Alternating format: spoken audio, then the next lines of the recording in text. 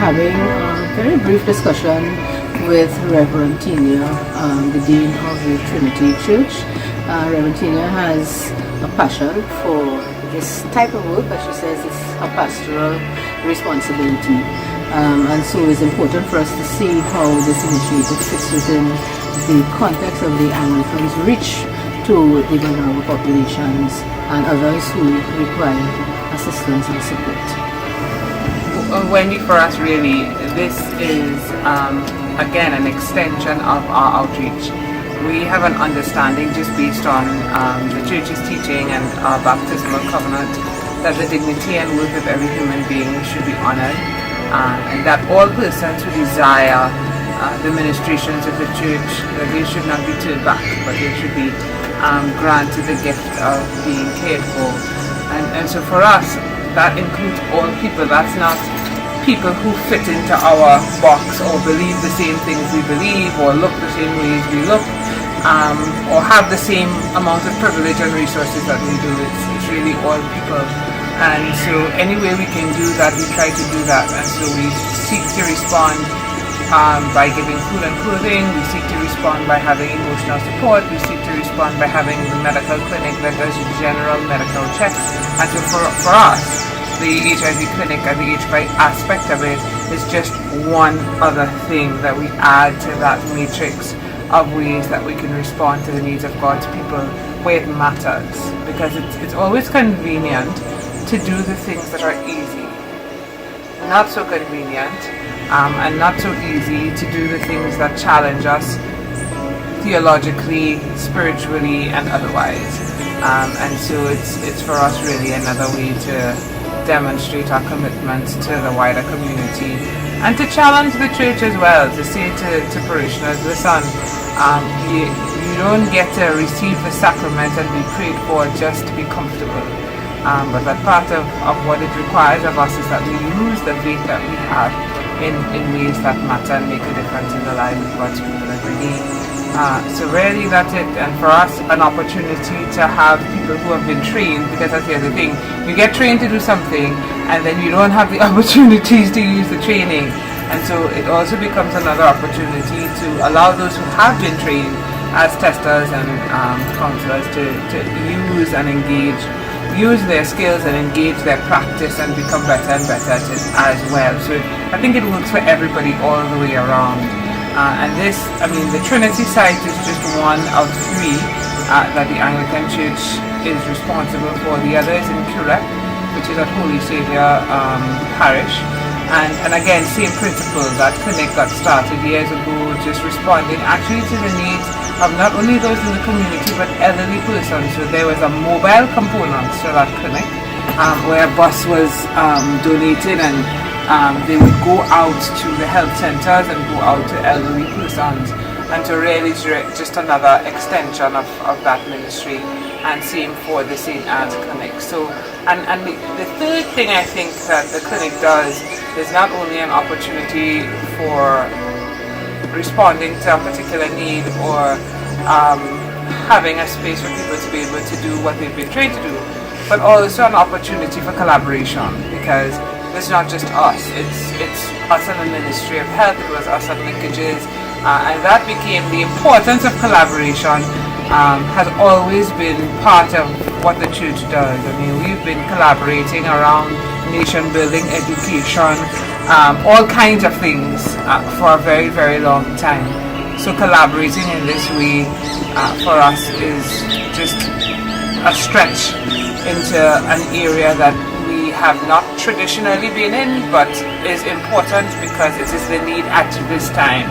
When education was a great need, and it still is, but when it was now forming, we jumped in and we went down the road, and we still are in. And same thing here. This is the need in our current time, and we're seeking to respond to that. This site is one of the community sites that the Caribbean Mental Health Foundation has established under the Linkages project, Linkages FHI project.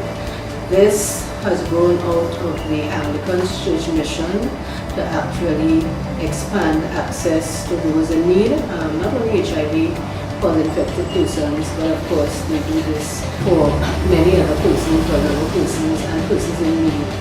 Okay, so we have two very passionate persons here at the center at the Trinity Cathedral Clinic, and so we're very grateful for their support and commitment, and for Reverend Tinia's commitment to making this site actually operate very effectively and efficiently. I'm a medical doctor. I specialize in otolaryngology, and actually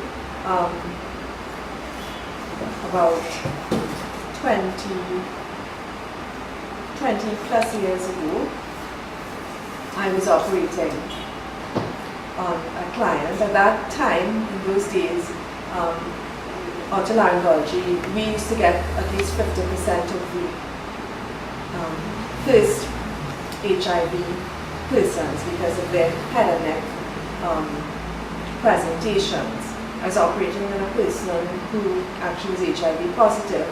We didn't have that particular test in his notes, his results, and I got a slice with my scalpel. There was an accident, my assistant was taking out the scalpel and I got a slice, and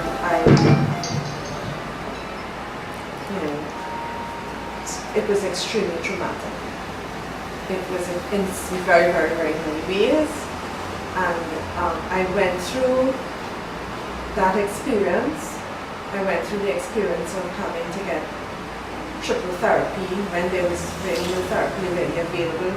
Went through getting and obtaining triple therapy from very kind HIV sufferers anonymously in this country, and if I could help in any way for that population of persons, if we could help in any way to halt the epidemic, I'd be very happy and grateful to be able to be part of it.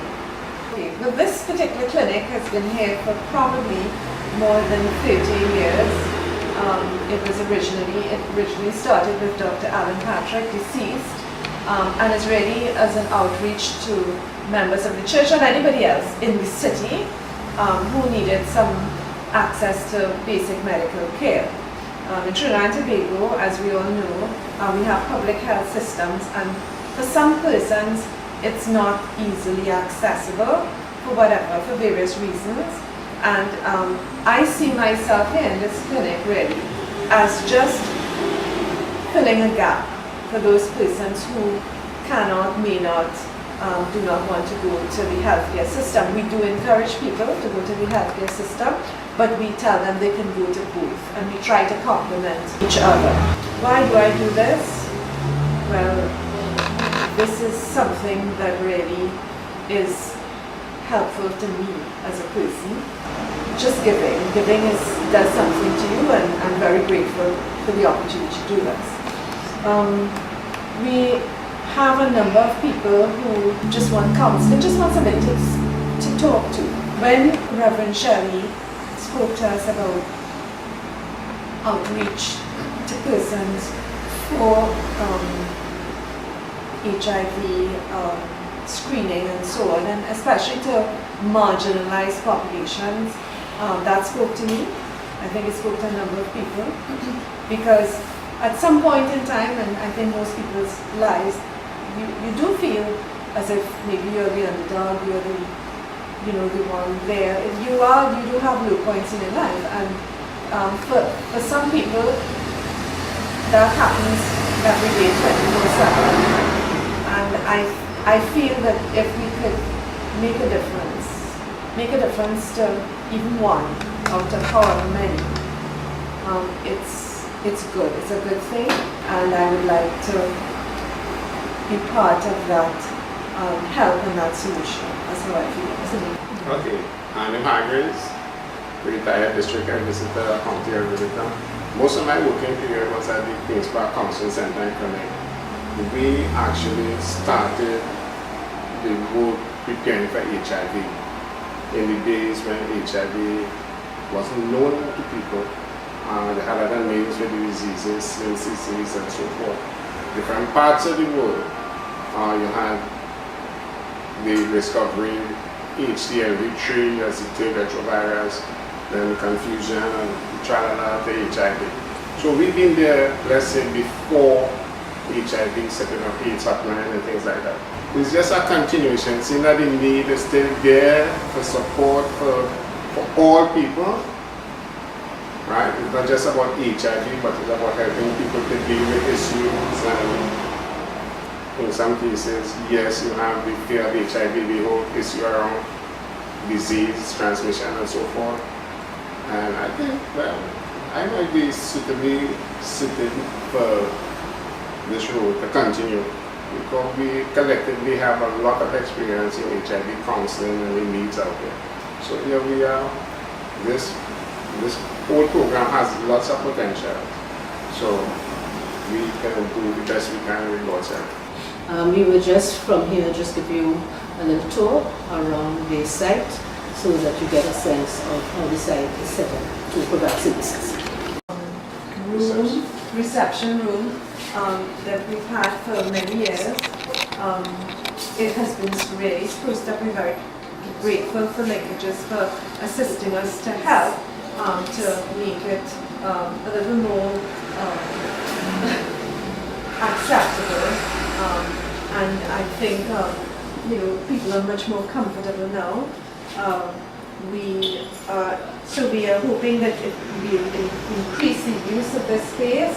This is also a multi-use space. We have underprivileged, if you will call it, children who do music here, music theory lessons, and they come here on a Saturday, and we are able to close off these doors so they can also use this space. So we are really very grateful to Wendy and her team for helping us continue the work that we need to do. So this is our reception room, and our nurses usually go there. This is for the regular clinic. So this is the room that we are looking at here for our testing. So provide initiating testing. So this is what we have. So we have our refrigerator here. It's locked. We have our chest filing cabinet here, which is also kept locked, and we secure the keys. Mr. Hargraves actually keeps the keys, and this is where we're going to put all our confidential equipment, and our kits are also going to be stored in this place here, right? So we have our sink over here, and this would be our bench where we actually taking our samples, and we'll do the counseling, etc. here. These doors here are locked. So they're always kept locked, and only Mr. Hargraves and the person the testers would have keys to this space. So this is an enclosed space that it is used on a Tuesday to do general medical screening and consultation. However, I'm using that space. But these here are always kept locked. So even if people come into this space, no confidential information will be, accessible to anyone. We have our shops bin. We have one of our bins. The other bin that we have for contaminated equipment is outside, and we have that there. The second one of the sites that the Caribbean Midland Foundation, CMLF, has established under the umbrella of the Leakages Project. This is a site based in St. Anne's that is actually under the umbrella of the Anglican Church, and so I'm going to hand over to Dr. Pinder to take you through the site, and Mr. Hargraves, who also facilitated at the site, take you through this site. This is our second site, Holy Trinity Anglican Church site. Testing is in St. Anne's Cascade. It's a little way away from the one in the city center. And this site is a little different in terms of the ambience and so on. And I think it will speak to persons in a way who maybe want a little soothing area to come with trees. There's a lot more privacy here and so on. So we thought that this would be a really good site to capture, maybe some persons who may not want to go to the centers in Trinity Cathedral side. So this is our waiting room here. Again, this is a dual clinic. It is on a Saturday. It is used for a general medical clinic. It's a voluntary community clinic. But on another day, and also maybe at the site as well, we will use this for screening persons for HIV. We also have a table here with all our medical information, general medical information. We are now sourcing some other leaflets and pamphlets on HIV. So persons who are coming specifically to be tested, they can have this information along with general medical information, and our general clinics, our general population will also get information on HIV. So I think it is quite. So we are going now into the consultation room. This is our filing cabinet that we will be keeping locked again with all our important documents, client files, etc. This is our cupboard that we will keep our stocks and supplies in. As you can see, there's a key in it. But we may talk to persons here, but the testing really will be in the back room. So this is the area where we are going to do our testing. We can do counseling here as well. Certainly we may be able to do our post-counseling here. And so we have an area here which is comfortable and it is private. So persons can feel a sense of relaxation, etc. here. This is our refrigerator, and we have a number of bins, etc. This is our sink. So I think we are quite comfortable here, and we feel that we can do a good job here with patient-initiated counseling. What we seek to achieve is the customer satisfaction. So hence the effort to upgrade the facility.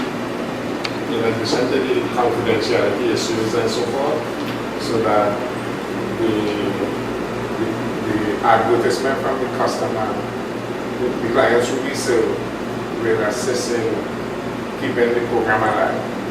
So that's one of the main issues that we focus on: the confidentiality, customer satisfaction. I think people comfortable feel free to come. Encourage the community to use the facility.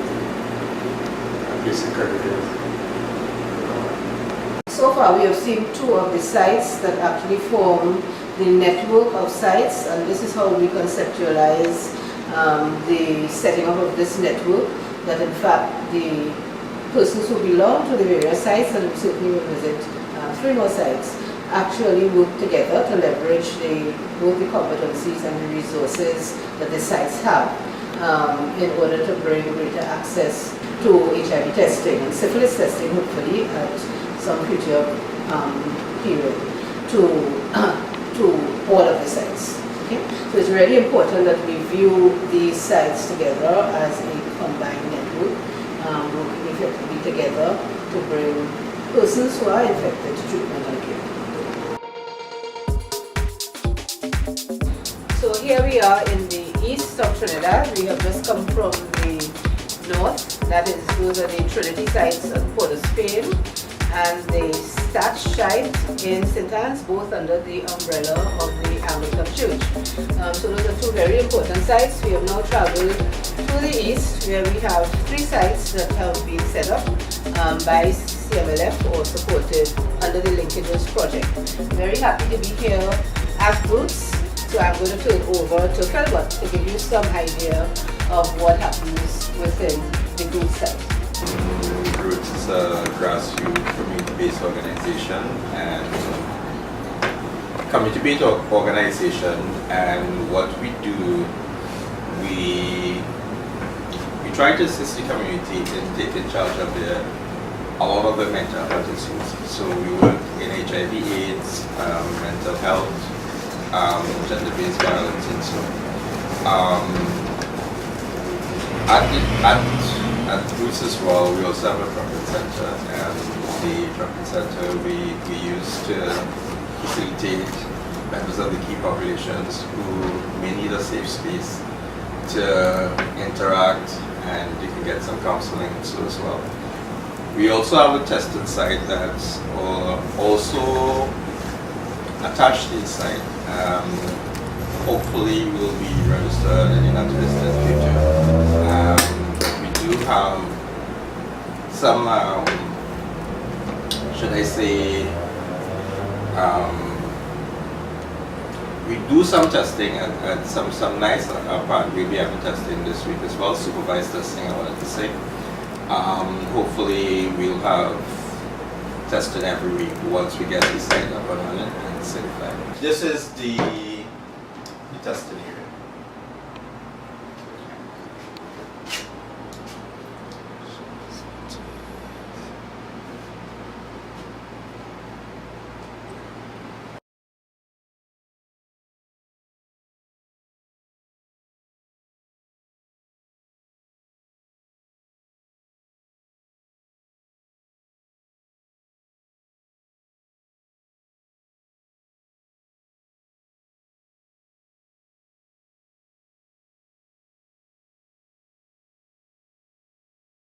Okay, just to explain that the testing area is well set up with the appropriate equipment, a refrigerator for the test kits, locked filing cabinets for ensuring that the documentation, client documentation, is kept in a confidential manner.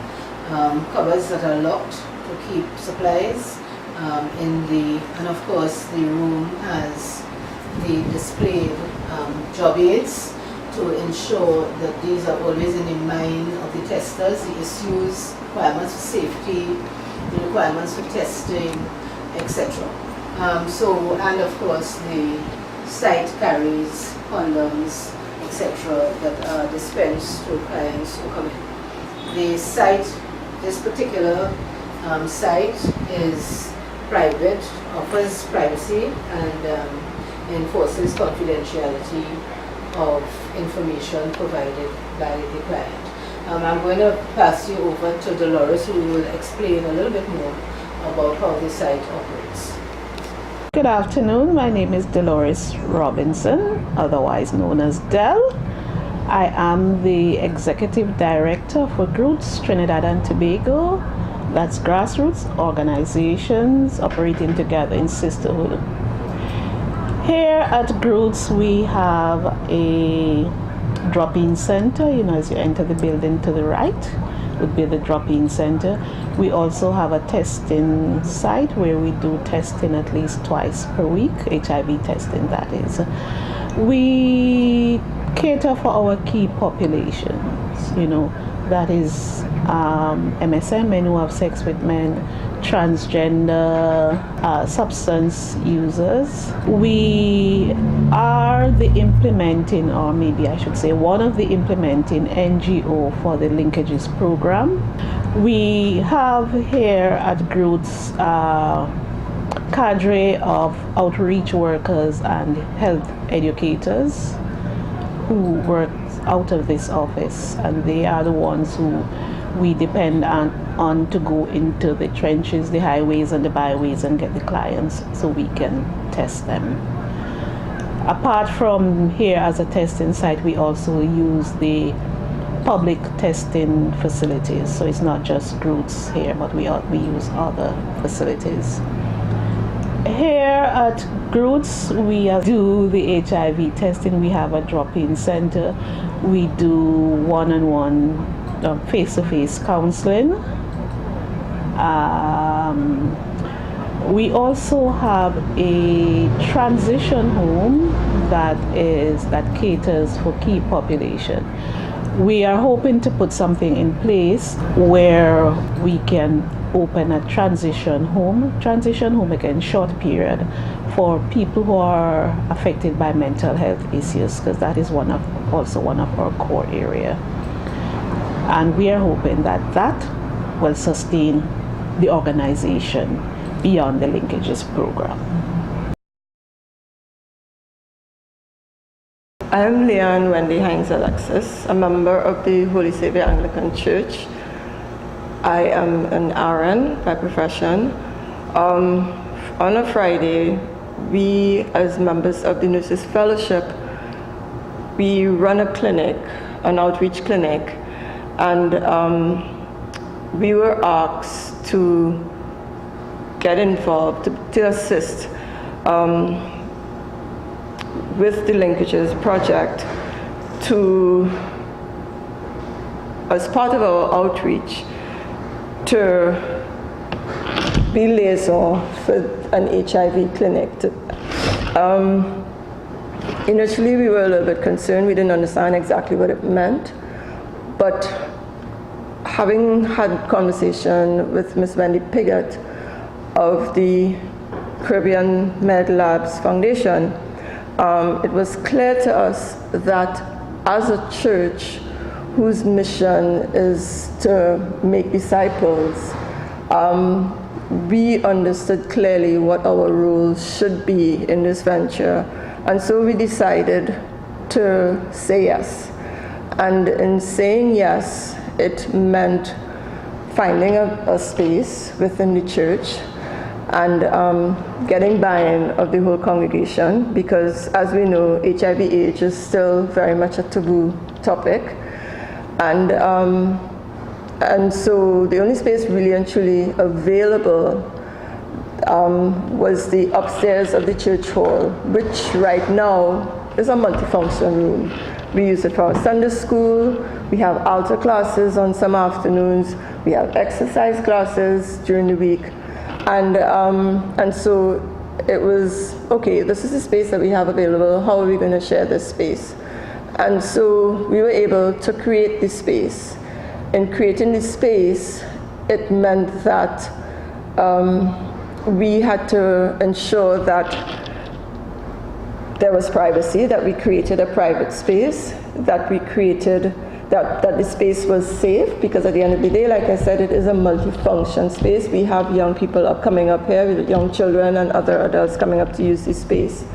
But we really felt as a church it was necessary, because in order for us to carry out our mission, our function of outreach, what better way than to help those who perhaps can't help themselves, help those who feel that society frowns upon them, and so that the church was willing to create that safe space for the individuals.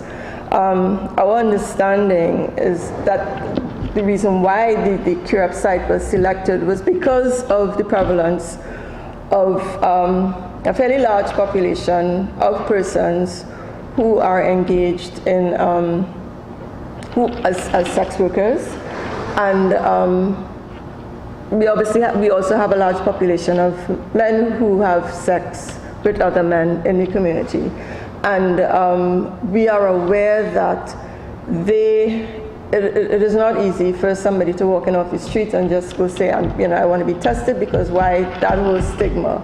And so coming into a church, it is a church, and we ought not to be judgmental. And this is what we are really hoping to accomplish by this outreach.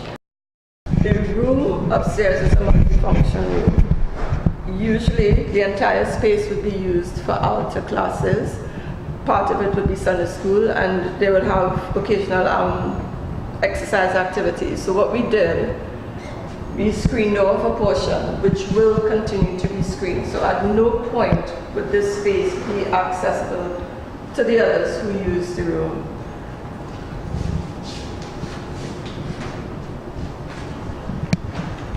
And this is our space that we have created.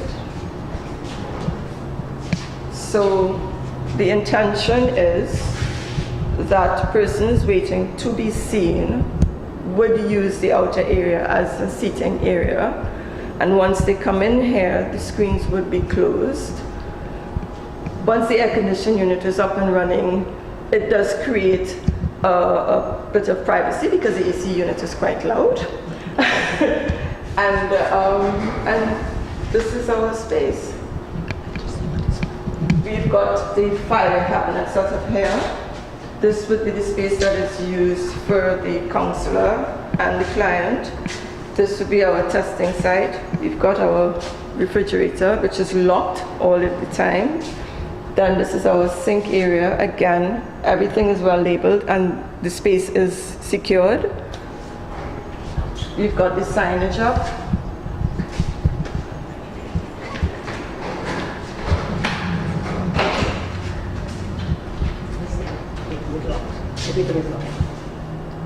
And as I've said, all of the cabinets, everything is locked. I, being the coordinator of the site, I am the one in possession of the key. It is the intention that we will be testing in this location on a Friday afternoon, because that is the only day, honestly, that the space is available, that it is not used for any other activity. Testing will take place in the afternoon. The linkages crew, they will be the ones responsible for bringing the clients in. I will be here to ensure that things run smoothly. I will be here to open up and I will be here to lock up at the end of the day. As I stated earlier on, when the initiative was first proposed, so you had to go through the proper channels, and it came to the vestry. The vestry had to take a decision, and the vestry was concerned, as I said, about the whole idea of having an AIDS clinic on the site. I took the opportunity as an RN to educate the vestry, and they finally agreed on condition that we did the same thing. I made that attempt to educate the congregation. In doing that, we had Ms. Piggott come along with Reverend Belgrave and speak to the congregation, informing them as to exactly what the whole setup was about, giving a small synopsis as with respect to why it was necessary to set it up, why our site was chosen to set it up, and in fact, we had really good buy-in to the extent that the Mothers Union in the church decided that they wanted to take over the show. So it didn't take as much convincing as we thought it would have originally taken, and I'm really glad about that. When we got the whole site set up, the vestry also came up and had a look. Persons who had concerns about having live blood on the site, again, an explanation was given, and I indicated to them that that is not how things work. And they were really quite pleased to see the setup. And again, they were pleased with the whole aspect of outreach, because that is the church's mission this year, and so we look forward to engaging with the persons coming in. Like I said, not to be judgmental, that is not the intention, but to hopefully be a part of that group who can offer some sort of counseling also. We think this is actually a wonderful example of how sites can be flexible, or how locations can be used in a flexible manner wherever, be it in a church hall or otherwise. We are really happy to have the Holy Savior Church agree, and Leon has been wonderful in bringing people along and in finding a space actually that we could use safely, comfortably for clients and otherwise. And they did have to make quite a few adjustments to accommodate this, both among, as she said, the clergy, the persons who attend the church, and of course people who attend the clinic downstairs, etc., who use the space for other things. So this is actually a great example of how communities can work together to meet the needs of all within the community. So we really hope that that Leanne and others are able to sustain this site and to expand actually and offer additional services in addition to HIV, maybe expand to syphilis and other things. They already offer in the clinic on a Friday morning things like diabetes, etc., right? Services, and so this is a great addition to that, and I'm sure there are other things that we can add. can see, this site is also in a different kind of location. It's in a mall in the center of a very residential and busy business area. And so very easy to be accessed by persons who are actually from vulnerable populations and who in a way hang out in the area. So my name is Wayne Jackman and I am the coordinator of program and services as Flawless Initiative. Flawless was established in 2014 and registered in 2017 as an NGO to provide psychosocial support and other types of support for persons living with and affected by HIV and AIDS, particularly those who are substance abusers.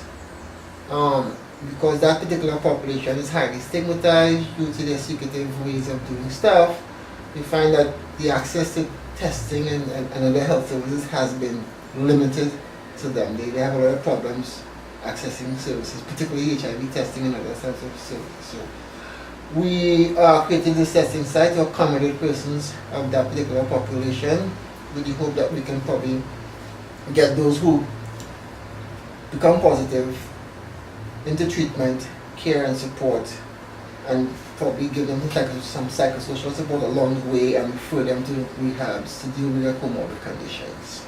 Our geographical area is along the East-West corridor, and particularly we have the Curia St. Joseph area, which has a high HIV prevalence among persons who use drugs. And they are also members of key populations. You have some transgenders, some MSMs, and of course female sex workers. We are ideally situated, we are 5 minutes away from the actual community itself.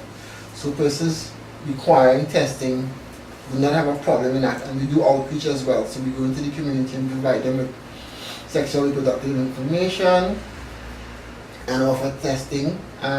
If possible, if they can't come, we will take the test to them via an outreach health fair.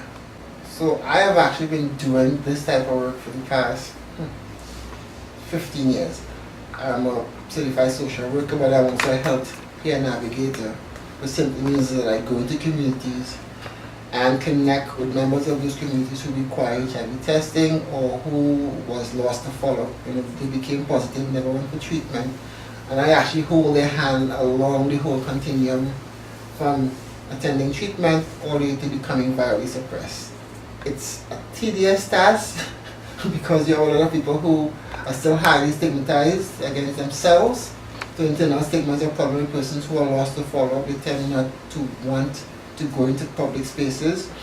So Flawless again kind of facilitates that particular area, so they can come here. There's persons here who are trained as psychosocial support peer educators that could assist them, and of course help navigators to navigate them through the entire continuum. So this Flawless site is actually, as Wayne said, ideally situated as the 5th and final site that was given some kind of support under the linkages project through the CMLF, but the Flawless organization actually also put a lot of resources, put a lot of their own resources into preparing this site.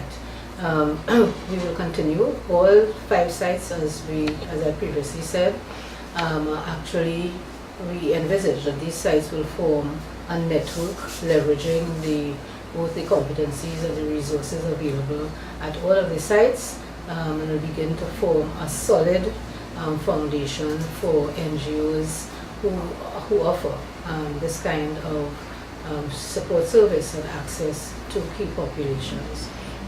Wayne would continue to show how he has actually made this relatively small space into a very attractive, supportive space and safe for the key populations that he actually targets along the East-West corridor. So here we have the actual testing area. If a client comes in, it's ideally set up for appointment purposes only. Due to space, it's very, very private, so a client will come in, or a couple may come in, and they have the option of sitting together and being counseled before the actual test is done. This is the actual testing space. As you can see, we have more or less all the equipment that is required refrigerator, air conditioning. We have all the job aids that are strategically placed on the walls, right, as required by the MOH. We have a sink that is required by the MOH as well. It's a pretty portable sink. It does its purpose. And we want to take him through that. Right, we have logbooks and everything. The sink is actually a portable sink due to the fact that the site is so small, we had to create our own system. So we created our own water pump in system that works by electric. So you can plug your stuff into here and plug in, and you turn on your pipe, and your water will start to run from below. We have a drainage, so you have clean water, but we have grey water on the exit sides. Right, we have a bin, and of course we created our own referral slips as well that we can give to clients when they come. So once a person comes, they get a test, their name and their information is put on this. It's stamped by us, it's signed off by the tester, and they can take this to a treatment site if need be. The usual standard surveillance form that is given over the MOH, and the MOH logbook, which I get one. Okay, then that is it.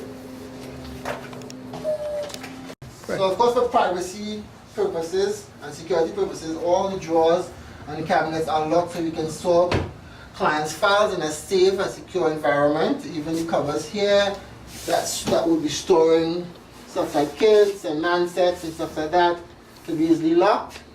So all equipment and files are secured for confidentiality purposes. I imagine that Wayne, as with other sites, will also look at expanding maybe services to include syphilis and other diseases of importance, okay, and of course counseling services, etc. So thank you for listening and for traveling along with the 5 sites that we have developed under the project.